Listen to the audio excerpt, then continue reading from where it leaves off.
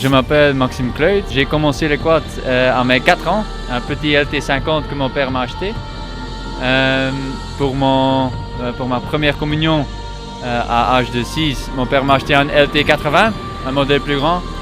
Et puis à l'âge de 8 ans, j'ai fait la première course à Bastogne. À l'âge de 9 ans, j'ai fait une championnat complet. Et puis j'ai plus jamais arrêté la compétition. Augmenté des catégories. Et puis dans chaque catégorie, j'ai fait un titre Belgique.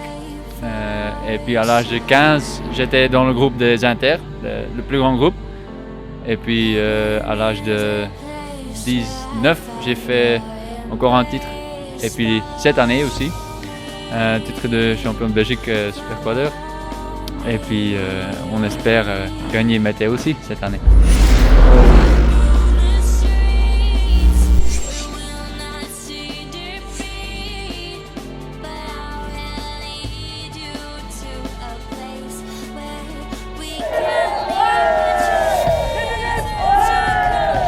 Bonjour, je m'appelle Cédric Lampreur, j'ai 26 ans.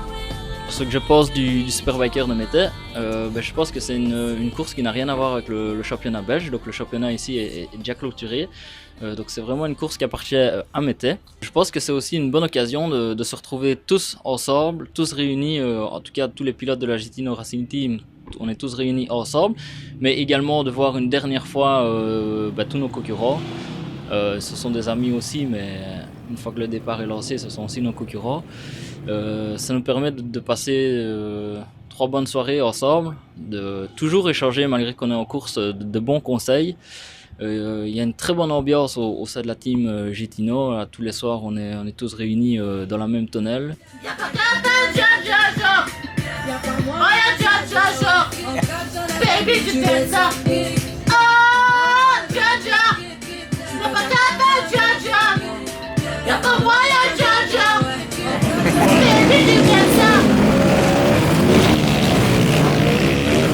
m'appelle Michael Félix, j'ai commencé à l'âge de plus ou moins 10 ans, compétition en quad 80, petit quad d'origine, essayer de percer un petit peu dans la compétition. Les ingrédients pour gagner Mété, beaucoup de physique, être fort physiquement, avoir une très très bonne machine, la connaître par cœur et voilà, bien maîtriser ça.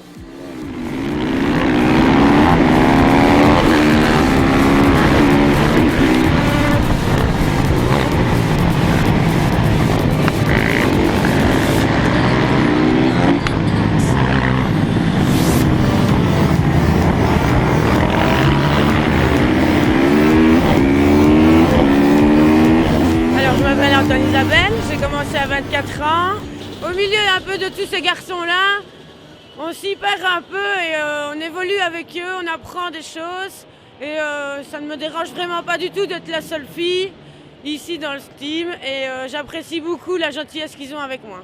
Je m'appelle Armand Charlier. Le week-end Super Quader, c'est vraiment un gros événement, on va dire un peu comme le mondial du quad à Pont-de-Vaux.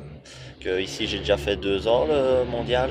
Et ici le Superbiker, pour moi c'est une première, car il y a 2 ans je suis venu en tant que spectateur.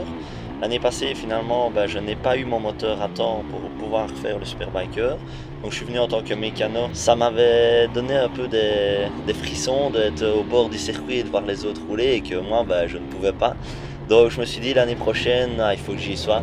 Et voilà, j'y suis. Tout se passe pour le mieux pour le moment et voilà, c'est vraiment un bel événement.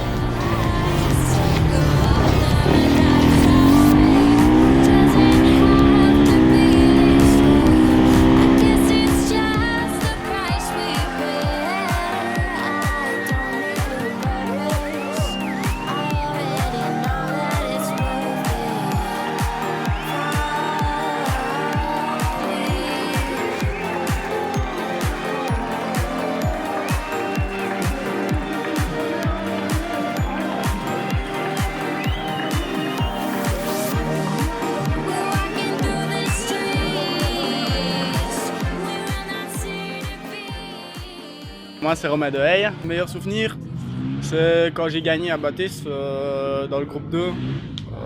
C'était chez moi à la maison, donc voilà. Je suis Michel Remond, j'ai 29 ans. La différence entre mon quad de course et un quad standard, La différence entre mon quad, c'est que mon châssis, il est très léger. La suspension est complètement différente. Donc les bras oscillants sont faits en alu. La conception pour régler la suspension, les bras oscillants et les amortisseurs, c'est complètement différent par rapport à un quad standard. La puissance de frein, c'est complètement différent.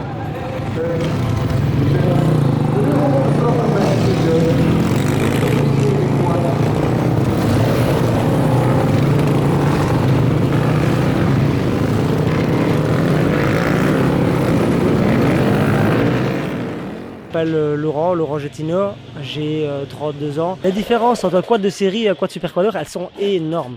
Si on part par exemple, je prends ici dans le cas du Yamaha YFZ 450R, quand on le sort du magasin, il est en mode tracteur, on va dire, pour le cross, avec des pneus cross, avec des suspensions très molles, avec un trait traditionnel et un axe traditionnel aussi, donc qui n'est pas large. La première base, c'est déjà, je pense, de le rabaisser, d'élargir. Les suspensions doivent être beaucoup plus rigides, il ne doit pas faire 2 chevaux dans les tournants. Les pneus doivent adhérer, ça sert à rien de mettre du Maxxis pour aller sur la route, on ne pourra pas faire de la performance, il faut vraiment passer sur des pneus très tendres, de type Goldspeed par exemple. Un cadre bien rigide pour ne pas commencer à tanguer dans les virages. Je pense que le moteur, on doit y faire quand même un petit peu aussi, donc on ne va pas rester avec une ligne d'échappement d'origine. On doit améliorer l'admission, que ce soit carburation ou air. Il y a beaucoup de choses, on peut faire beaucoup de choses, mais la base c'est vraiment rabaisser, élargir et rigidifier le châssis.